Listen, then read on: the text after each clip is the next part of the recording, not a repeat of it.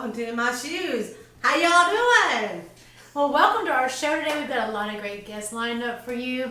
But in our new little What Happened segment here, we're going to talk about what's happened in our life first. And two, now, Rhonda has been trying this internet dating thing. And let me just tell you, she met a true Romeo. Well, actually, it wasn't internet dating. It was on Facebook. Well, I guess that is still kind of internet, isn't it? He wanted to add you as a friend. Wanted to add me as a friend because he said he knew you. Who knew? Who knew that they knew Susan Rose, right? I didn't know this guy, by the way. So anyhow, this guy has started talking to me like almost a year ago. He sent me a message, told me he knew you and friended me, and all of a sudden, then he starts sending me these other messages and starts talking to me. He told me he was a photographer. Then he told me that his dad owned this mineral rights company, raw jewels and stuff, like with gold and diamonds and stuff. Oh. Yeah, and he inherited it when his dad died, which to me, it doesn't really matter about money. I didn't care.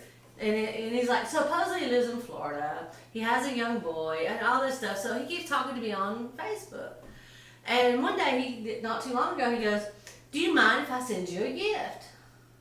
And I'm thinking, why not? Send me a gift. So he sent me a poinsettia and a teddy bear and 3 very expensive boxes of chocolate. Ooh. Well, I ate the chocolate. Shared it If you with can't eat some anymore of my now on your friends. new diet. That's right, on my new diet. I can't do that anymore. I ate some chocolate. Shared some with my friend Stacy's kids. But it was nice chocolate. She shared. Got the teddy bear still there, sitting on the counter at my house. Poinsettia died. Not too much with flowers. That was your sign. Yeah, it was dead. But anyhow, so it kind of went on and just kind of fast forward through it. As long as we go through this segments for a while, I am going to talk about Larry with you all because I think it's really cool. Story. That's his name. His name is Larry, but we're going to call him Romeo. Well, we think his name is Larry. Who knows what his name is? Maybe he's Larry. Maybe he's Pablo. I don't know. He might be Pablo. I think he's in jail, sitting in some jail cell. There it is. Maybe. Or something. I don't know. But anyhow, what's been going on with you? Okay, so What happened was... Here's what happened this week in the misadventures and misadventures. So I bought this thing on TV because everything you see on TV works just like it's supposed to. So I'm into hiking and kayaking. I'm like this outdoorsy girl now in my midlife crisis here. Trying to make me that way to lose this So weight. I bought this inflatable couch thing that basically looks like a big pair of lips that you lay in. So you can take it hiking and camping with you. So I went kayaking last week on the lake. And we're paddling out. We get to this island. And I take out my little roll-up couch thing, thinking I'm going to lay on this couch on the island and try it out. Now, I haven't tried it out at this point. So I get out there, and you're supposed to just unroll it and just fling it in the wind a little bit. And just Okay, wait a minute. Thanks. I think we got a video of that. Yes, Let's cut that video real quick of Susan doing this. So as I'm out there flinging this thing in the wind and running around like a crazy girl, I'm running. There's a dog chasing me now because he thinks it's a toy. And I'm running in circles like I'm flying a kite, like, whoa, Phyllis, they don't put air. And I'm shaking it, and everybody's laughing, and I'm getting like this much air in it. I'm like, blowing it wasn't working either. So I start running in circles for a while some more, and I'm like, wow. So finally, I go on YouTube and try to look at how to do it. YouTube, you learned everything. So, because you can learn anything on YouTube. Well, that didn't help either. So I finally shook it a few more times. I started rolling it, trying to compress the air in it, right? So I'm rolling it and rolling it and rolling it. I finally got air in it. Now it's about this long. I thought, okay, I can sit on it. So I sit on it, and my butt still hit the ground. And now I'm rolling around because it's not very well balanced, and it's only this long. And I'm going, this is so comfy. This is so comfy. It looked much easier to do it on TV. So, needless to say, my as seen on TV item probably won't be used again unless I use it just as a ground cover to sit on. Well, as seen on TV, we've got, as seen on TV, we have pictures of that. Yeah. So, look at this. Okay, God, that is funny, Susan. I mean, you do some of the craziest things sometimes, but it's fun, right? It is. It goes with the red hair. Being a crazy redhead, not to be confused with psychotic. Right. Well, depends on who you ask. I think I guess the brunette's the psychotic one. I mean, Yeah, well, we have some great guests on our show today, Susan. Yes, we do. We have Cheyenne Poe, just like Edgar Allan Poe, as she told me in my ear. And don't forget Rogena Poe. Rogena. Rogena. Roll it. Rogena, not Rogena. Rogena. Rogena Poe. Rogena Poe and Cheyenne Poe, his mother and daughters, here on the show today, talk to you about being born before its time. And we're going to talk about the miracle that God made happen right after this. Welcome back to In My Shoes. I'm Rhonda and this is Susan. And we have a great guest coming up. Talk about a miracle. She is literally a walking, breathing, living miracle and examples of miracles do happen. So let's welcome to the show, Miss Cheyenne Poe. Hey guys! And her mother, Rogena Poe. Hello everyone! Well, it's great to have you on our show today. We're so glad you're here. Now, we've read your story about the miracle that God has made happen. And when I say that, there's a lot of preemies that's born. I have had other friends. I've had some cousins that was born preemie. But what makes your story different? I guess because I was a 24-week baby. It don't happen very often. 24 weeks. So that makes, what, 4 months months early? Mm-hmm. Wow. Wow. So what all the difficulties? I mean, there had to be a lot of health difficulties and stuff. Yeah, I came out like this. You're like this. But not plastic. Not plastic. No plastic. Not plastic. You have this much hair. Yeah. Good. I mean, so this is basically like That was my dress. that was your dress? Yeah, I had a heart surgery at 3 weeks old, and it was the day after Easter. Wow. The day after. No, it's the day after surgery because Easter was the Sunday after the surgery. Okay, see, Wow. that's why you're here. Back me up. So this is your actual dress is on this doll. Yeah. So this is, a reference here about the size you was when you was born. And we have a picture of it, so that way. And basically, I have women hands here. You fit in the palm of my hand. Actually, How much did you weigh? 600 grams, 12 inches long. Wait, alright, I almost repeated myself. That's okay. It's like a pound and 5 ounces. Wow. Wow. And How was that for you? Did you just go into early labor? I had some difficulties beforehand. I had lost a child before a miscarriage, and my body wasn't over with the first one. I got pregnant so quick after I lost the first baby that my body was thinking, okay, it's time to have this baby. So I ended up having to go to the hospital, and Angela Seaton to me that night, and they told me, well, She you stopped at a missing. gas station, told the police not to pull her over. And she got me something to drink because I got to die of thirst. But she got me there to the hospital, and the doctor says, well, you're having a miscarriage, and put me in a room. And I was like, I'm But the baby still had a heartbeat though, right? Yeah, she still had a heartbeat and everything. And so my doctor, my physician came in that morning, Dr. McGamus said, well, I'm going to send you on to UT because that way I think there's a chance that you can have her. And went to UT, and I stayed there a week, and so I ended up, she came out that Sunday night, and Was it C-section or natural? had an emergency C-section. Yeah, I'm going to go into detail on that. This is Yeah. That's okay. Emergency C-section. We can That's say that. right. And then and they said that when she came, she opened her eyes, and she. And then they said, well, she closed them real quick, and I said, well, she didn't want to see anybody. Stubborn. Yeah. Like always. But she had to be on a ventilator because she couldn't breathe on her own. But before I had her, before they ran me in there, they said, well, do you want us to save her? And I went, yes. She's my daughter. And I definitely want her. Yeah. But they said that because of being so early, a lot of babies don't make it, and they said that a lot of people, because of the problems they can have, they won't, they don't want to try to save them because they, sometimes they say it's too cruel to try to, that they die, very quick. And I said, do whatever you can to save her because I want her. If God's willing for me to have her, it's in His will, and I wanted, I wanted her so bad, and God just blessed me with her, and she was on the ventilator for 2.5 months, and everything, but They pulled Mom aside and told her I wouldn't make it because I was on the ventilator so long. They scarred my bronchial tubes, so instead of them being encircled, they're concave. So they're closed a little bit more than what they're supposed to be. So I have asthma and COPD. I'm allergic to morphine.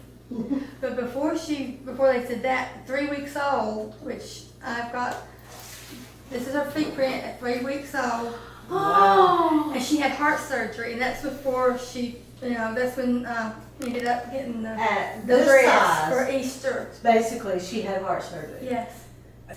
Those tools, I mean, how did they do the tools? Dr. Maddox had this little bitty, he came from Children's Hospital over to UT, and he had this little bitty silver toolkit with his name on it, and he came in and introduced himself to me before they did surgery, and he said, those are his instruments, and instead of going in, to the front, they went into the back across her shoulder blade, around her shoulder blade, to do the PDA valve, and her lung collapsed. Her left lung ended up collapsing during the surgery, so they had to get that fixed, and she had chest tubes and everything, and medical problems. So we've got a little picture of her, with some of her tubes and things, because she had all kinds of different difficulties and everything. But it was really stressful, and really, I just kept praying, and I had, a lot of good moral support from all my family and friends.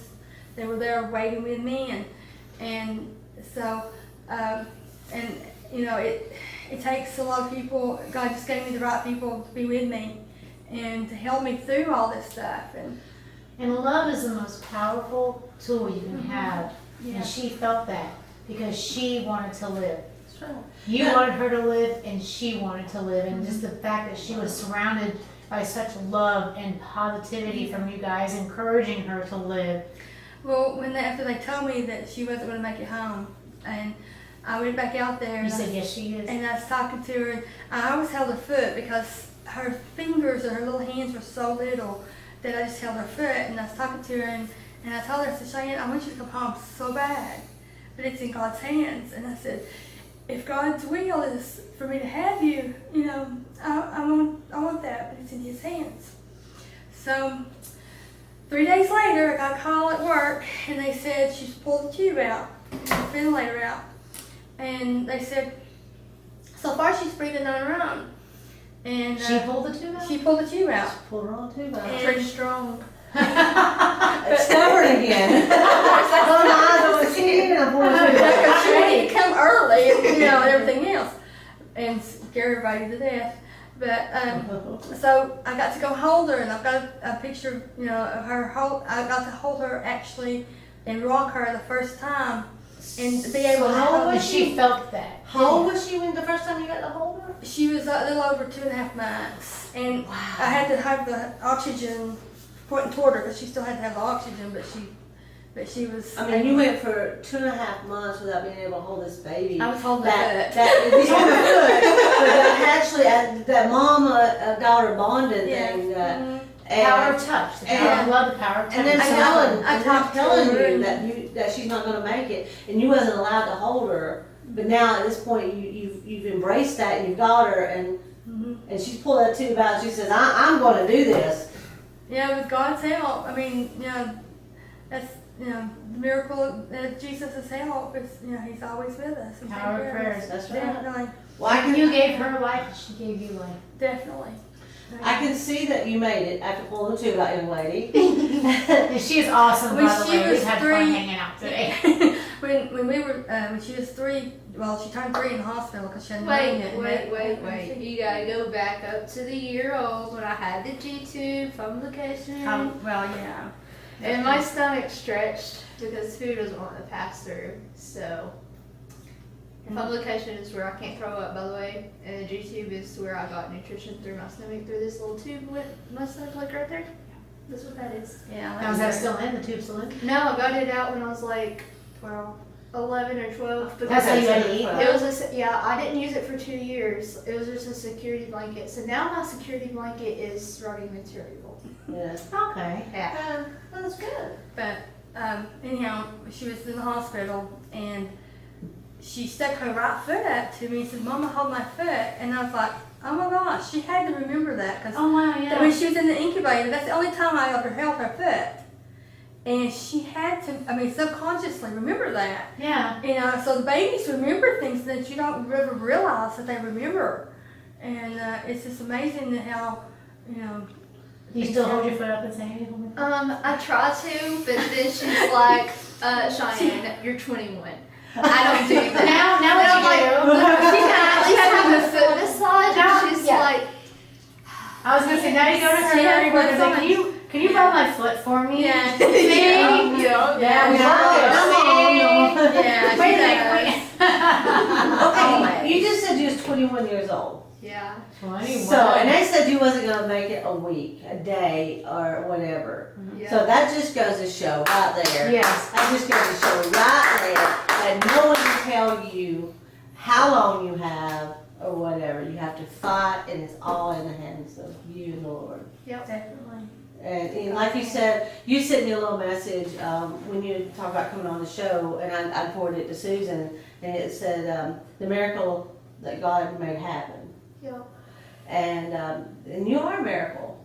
And y'all have heard about, I've heard your story, and I know your story forward and backward, and I know that your hospital bills was Oh, I outrageous. maxed out 2 insurances through all this. Yes, she went through all the insurances and both of them, and You can we max couldn't out insurance? Yes, you Yeah. can. Of course you can max And, out. and so between trying to get her on teen care and the hospital bill from that was maxed out, we had to pay all that because they don't go backward on it. And they kept telling us, "You've made too much money this last year." And it's like, wait a minute, look at these bills that's coming in.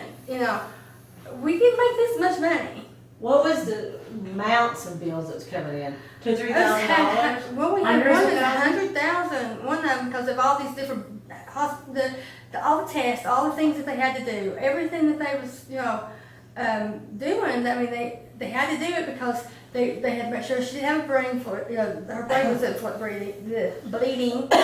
They had to make sure that her eyes, they had checked her eyes and everything. And that's the scariest thing to see because they fix these things in them and make them open up real big and then put this thing on top of them. I can't handle the eye thing. Just check them out. And then they do X-rays. growing up. And she ended up having 5 kidney stones because of all these medical problems and stuff. Oh. And she had all these different things that was wrong, that she was conquered, because of God helping her out and everything. And so we were she had respiratory infusion, 5-hour respiratory infusion, her first winter on the Fridays because of failing her immune system. And it wasn't just her, there was some of the other ones that was in the NICU that was with us, that was in the room. And he's talking about different things. And this one lady said something about, well, somebody had paid her bill. And so I said, well, it'd be nice. And Dr. McCarthy said, well, what are you talking about? I said, we've got all these things that we're trying to pay. And he said, well, there's foundations and things that pay, help pay people, bills because of being outstanding debt and everything. Well, it wasn't that long after that, I got this letter in the mail and it says, everything's paid. Anonymous paid it. And I was like, thank you, Lord, for Anonymous. I don't know who Anonymous is, but I still thank God for Anonymous, Wow, so an angel, basically- you had an angel Yes. actually come into your life Yes. that didn't want the credit, that actually just paid this bill for you. Yes. It said Anonymous. How Yes. do you think they found out? I think Dr. McCarthy just started putting out the word because he's the one that started it. Because he said, are you sure there's nobody helping you with that? And I was like, no. And he said, oh, okay. And so, next thing I know, Wow. That is beautiful. That's a miracle in itself right It there. is. too. Yeah, It's like angel a million into your $1 life. $1 million baby here. we got a picture picture frame expense. right there. It says It's $1 million baby right here. Yes. Oh my God, I love that. $1 million baby. baby. And an angel come in and paid for that. Okay, not only, okay, let me reframe here, because I mean, this is like blowing me away. We was born preemie. Yep. We had all these health issues going on. Yep. We have worked through this. We've had open heart surgery. We've had kidney stones. I know at my age, having kidney stones like puts me down. I can't stand it. I'm sitting in the shower, hot water on my back, going, oh, just let me die. But you know, but you hear this size right here, having all this stuff happening to you, and you can't tell me there's not miracles. Mm-hmm. And then that With angel prayer. coming and paying those bills. And then paying the bills and stuff. And then now here, you're 21 years old. And Cheyenne. tell them what you're doing now with your college. She's in college now. Well, I'm at Mississippi right now, and I'm in the middle of transferring to Rome State. And I'm gonna finish on my prerequisites and then get into the respiratory therapy program. And I want to do like the PFTs. Well, see You now, want to work with children or Yeah, more adults? the children. now see, I heard that So you can do actually, that now. I heard you actually got to do something very special at the NICU Oh. not too long ago. Yeah. So my cousin was born, and Mom went to go see my cousin. Well, I wasn't old enough. I was like 15, so I couldn't go back there and see her. So Mom went back there, and I was in the waiting room. And Mom ran into Dr. Gaylord. Well, he wasn't one of my doctors, was he? Yeah, he was. Oh, he was. We Okay, had a so lot of he doctors was- and nurses. He was one of my doctors, and so him and Mom started talking. And she was like, "Well, Cheyenne's in the waiting room." He goes, "Well, bring her up here."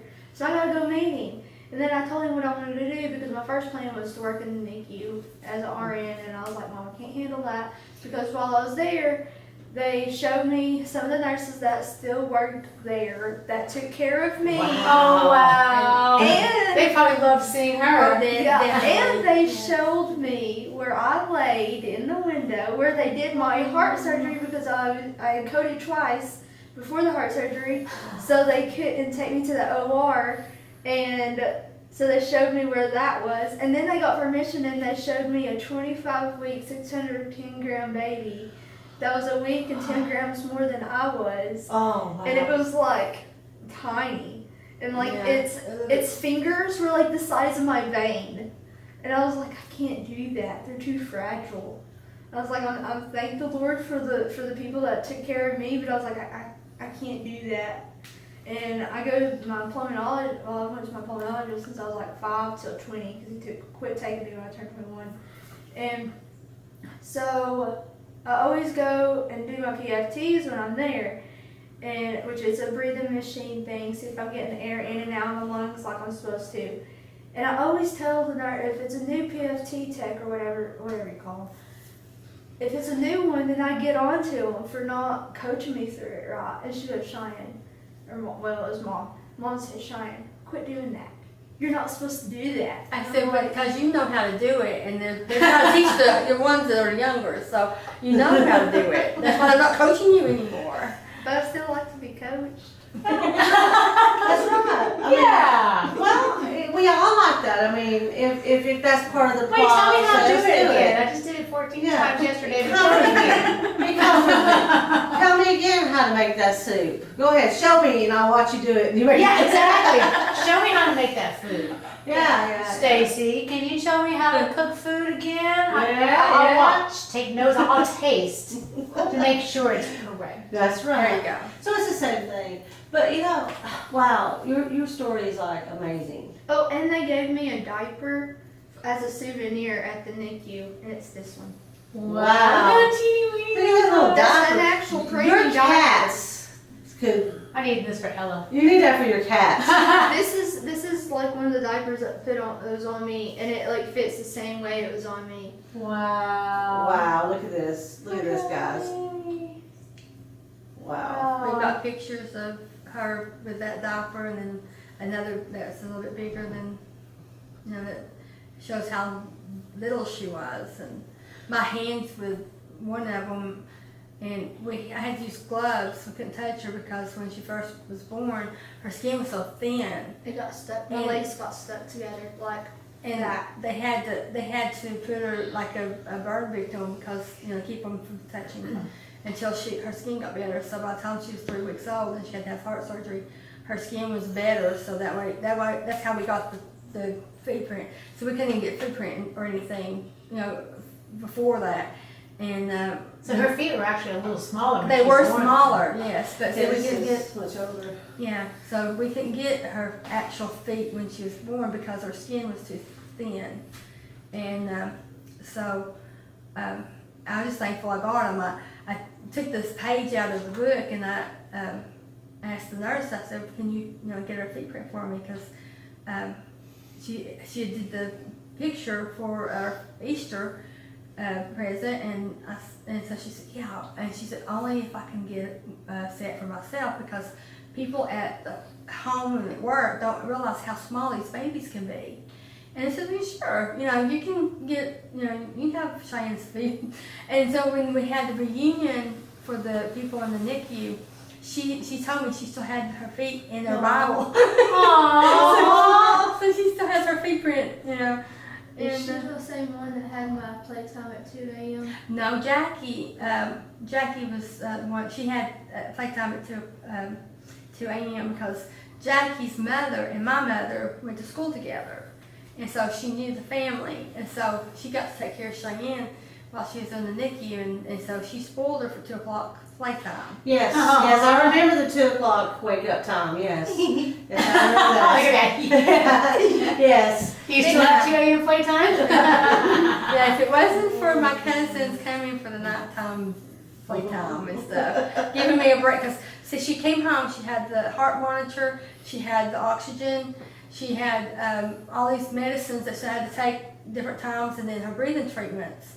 And we use this little thing right here, and I'd go, but she was a little bit bigger than, but you go like this to help her lungs to open up, so she could get the oxygen and medicine in and help her open her lungs up. So there was so many different times, every 2 hours feeding her. And I was exhausted, so I just thank God that they came and helped me out so I could get some rest, and that way, and I knew that it was okay, so I could sleep. And then I took over in the daytime, so I could take, and it worked out really good. It helped me out a lot. Well, that's good. And her bottles were just little because she only had about half an ounce to 2 ounces that she'd eat. This story is really touching. This story Yeah. is and really amazing for a lot of people out there. And this would seem like a weird question for you, which I know it's going to be when I ask it, but to inspire other people. The doctors told you just abort it, just forget about it, just let it go because you just have a miscarriage, whatever. And are you glad you went through everything you just did to get to Oh, yes. Would you have went through it again to get back here? Yeah, I mean, I would definitely. I don't remember, but I guess I I would would. I would definitely go through it because, I mean, everything's possible with the Lord, Lord Jesus Christ. Everything's possible. And I knew that it's in His hands. If He wanted me to have her, then, it was His will. And I wanted her so bad, to stay alive, but I was willing to give her up. And I even told the ones at work, and they said, "How in the world can you say that?" I said, "But He gives you your children, as a borrowed, because you're not, everybody's His, everything is His.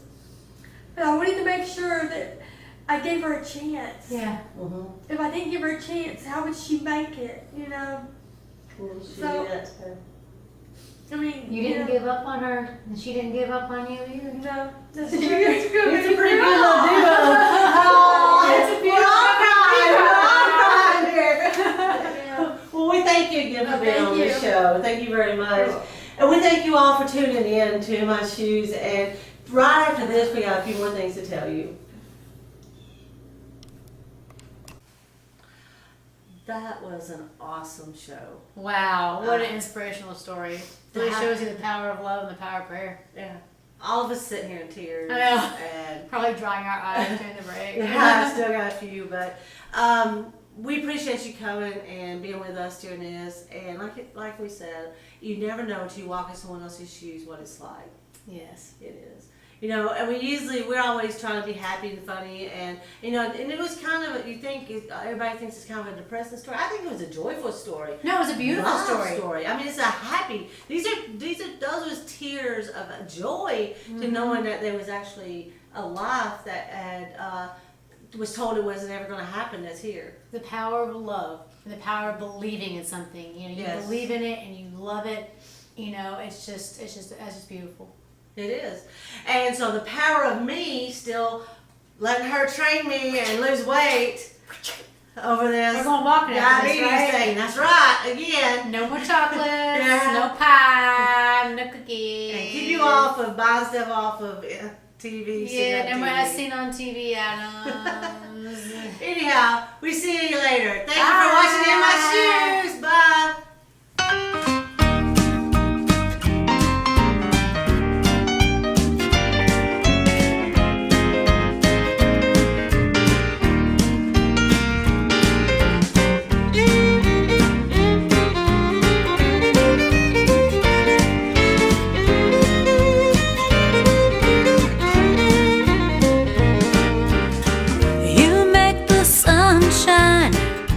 You seem to stop time. You make me feel like I'm walking on cloud number 9.